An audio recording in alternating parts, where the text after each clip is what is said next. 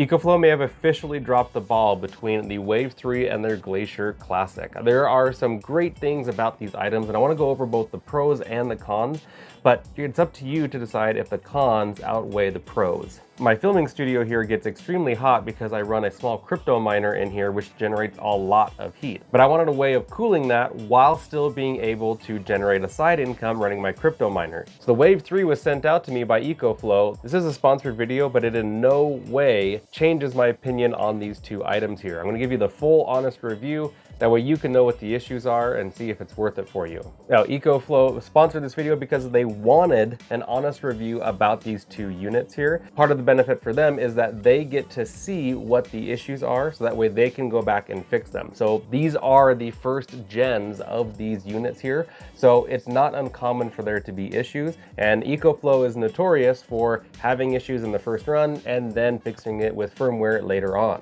Now, I'm going to start mostly with the Wave 3 and then I'm going to get to the GLACIER Classic here, but overall I actually really like the Wave 3 portable air conditioner. It has a 6100 BTU air conditioner and about a 3100 BTU heater all built into it here. It has a lithium iron phosphate battery that does have its own solar input as well. The main unit can work without a battery that just uses the wall charger. And one cool feature is you can use the Wave 3 battery on the Wave 2 unit. So if you have the older model of the Wave, then you can use their newer battery on it. It comes with a car charger, it comes with a drain hose, and it comes with 3 of these different clamps here that are meant to work with their ventilation pipes. As an example, here's their 5-inch. Now you see that this is aluminum lined. That means it's going to reflect the heat inside to stay inside the pipe a lot better than the Wave 2. The Wave 2 exhaust pipe would let off a lot of ambient heat because there was no heat reflector inside. So this does a much better job of not letting the heat that comes off of this get into your space, which then reduces its cooling effect. There are multiple different clamps here that are meant for different parts of the unit, so that way you can exhaust the hot air out of your space, or you can also recycle the air that's inside your space, and it's all directional. You can have these fins up here blow broadly and just in general all over the place, or you can use the smaller 4-inch pipe and actually direct that cool air at a specific spot, or maybe under blankets, inside of a bed. The option's up to you. Now the Wave 3 is also app controlled and it has a powered drain pump in it, and all of the features, including what settings you want, how strong you want the fan to be, as well as when you want it to drain, all of that can be controlled within the app very easily. One of the neatest new features is it has a pet mode. So if you have this in a vehicle, like when you're camping or traveling, it has a pet mode in order to keep your pet cool, all running off of the battery and or the car charger. So that way it doesn't let the car get excessively hot, but it doesn't constantly run in order to save more battery. So they definitely put a lot of thought into the different features of the Wave 3, and for that I commend them. I truly do not think that there is any other portable air conditioner that's better than this, but there are some major drawbacks and some issues that I had while testing this. Now the battery is lithium iron phosphate, which means you're gonna get 4,000 cycles out of it. Bottom line, what that means is you're never really gonna notice the battery degradation. It's just an efficient battery that's gonna last forever. But it's only rated to 1,024 watt hours. One of the things that was confusing to me was in the app is how much power does this actually draw? Because at times it was showing that it was only using 95 watts, but it seemed to fluctuate between close to 600 watts or 95 watts, and it wasn't clear how much power was actually being used. So I did a test where I ran this at full blast, where it was over 80 degrees when I started, and this was able to get my office down to about 70 degrees in about 3.5 hours. That's when the battery kicked out and it was no longer running. And I specifically kept the heater in my office running to simulate it being a really hot environment, such as a tent or an RV or even just a bedroom that has the sun hitting it really hard during the summer. I wanted to put this through a stress test of the heat continually pressing in on the space and to see how well this did. And in that regard, I think it did really well. I definitely like that part of it. But the battery is definitely short-lived. 3.5 hours on a max setting where it's really hot out. I personally want more runtime. That's where something like the River 2 or their River 3 or even their smaller Delta units like this unit here, the Delta 2 Max. Those can all be used to prolong how long this is gonna run. And you can put solar on the battery during the day, and then as well, put solar on your little solar generator to help continue to run this all night long and throughout the day with ease. So the app and the battery are small complaints of mine. Really the biggest complaint that I've had, I think, is just with this drain hose.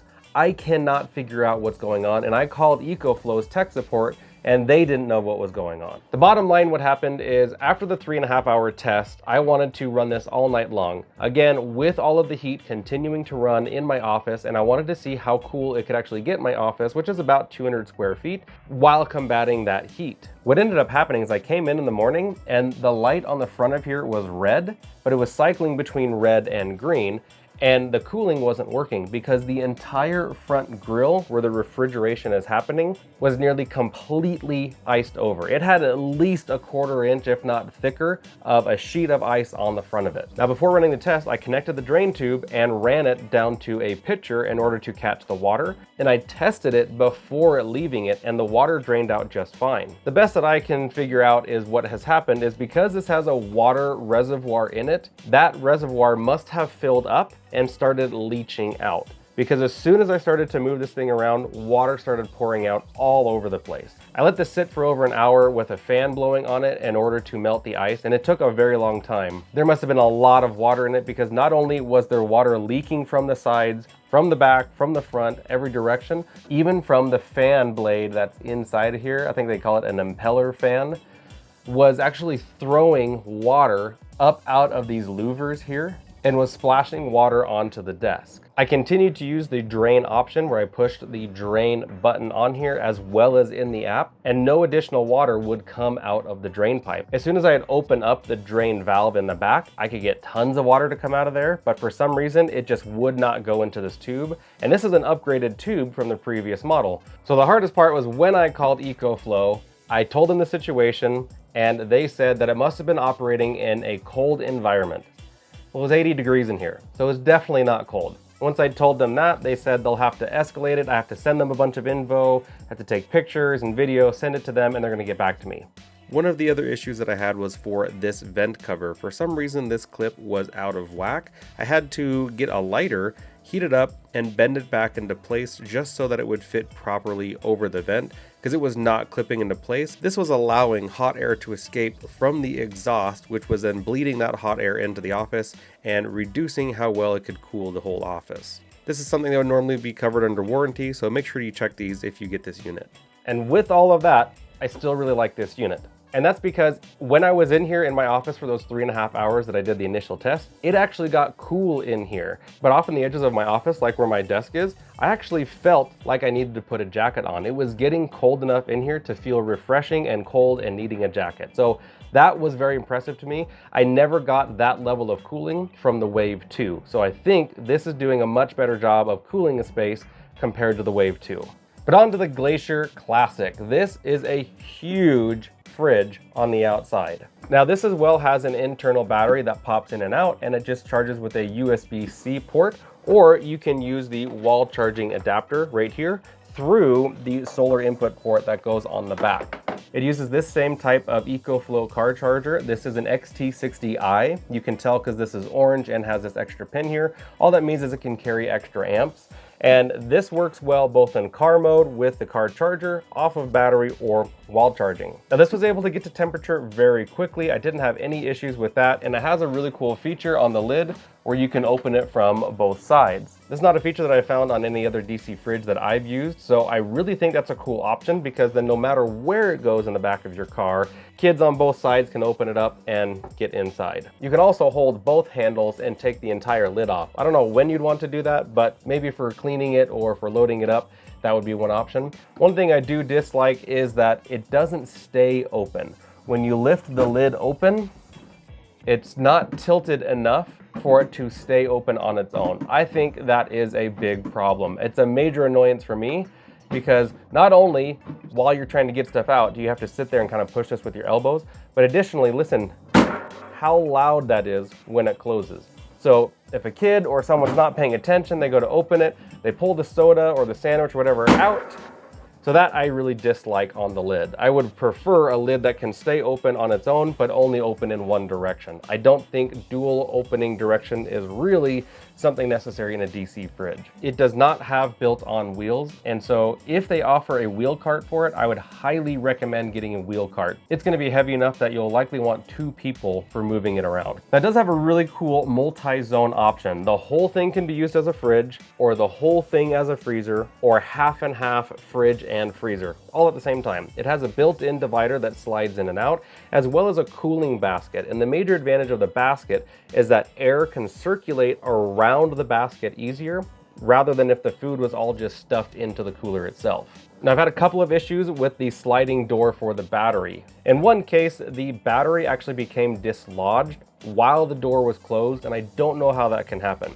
It was pressed in, it was clicked in, and it was charging. I added the wall charger because you can wall charge and run this unit at the same time. And then when I went to go run it on battery and I unplugged this, it died. So there was no battery power to it. So I went to check the battery and the door would not open.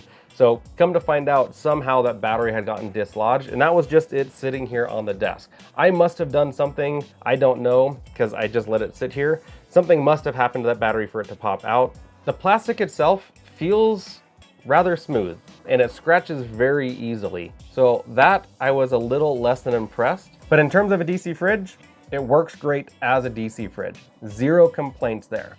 My biggest complaints are, for some reason, the battery became dislodged, the plastic itself scratches easily, and there are no wheels that are built into this. So those are my biggest complaints. If this is going to be mostly stationary, then I think it's a great option. Now the Wave 3 has great options for cleaning. All of these pieces will come off. This is the general air filter for the fins that are in the back. I do wish that the GLACIER Classic did have some sort of compartment or bag or anything to hold all the accessories for it, so that way they will stay with the unit when it's traveling. Overall, I do think EcoFlow has a few kinks to work out, primarily the ice on this and the battery on this. So I can't wholeheartedly recommend either of these units because it still feels like they're working out those kinks. That said, the Wave 3 did a really good job before the icing issue. I think that's just a drain problem that will likely be fixed. It might have been just my fault. And as well for the GLACIER Classic, I must have bumped that battery somehow. Maybe not, I don't know. You guys decide. That's just been my experience. Now, right now, EcoFlow is running special deals on these. So if you do want to get any discounts because you do think these will be a right fit for you, then use the link down below. That also helps support the channel. If you want to find solar generators and kits and stands, everything that you need to run backup power for your RV, your cabin, your house, or wherever you need to be, definitely go to my website, poweredportablesolar.com, which will soon be minutemansolar.com, and you can find all those items.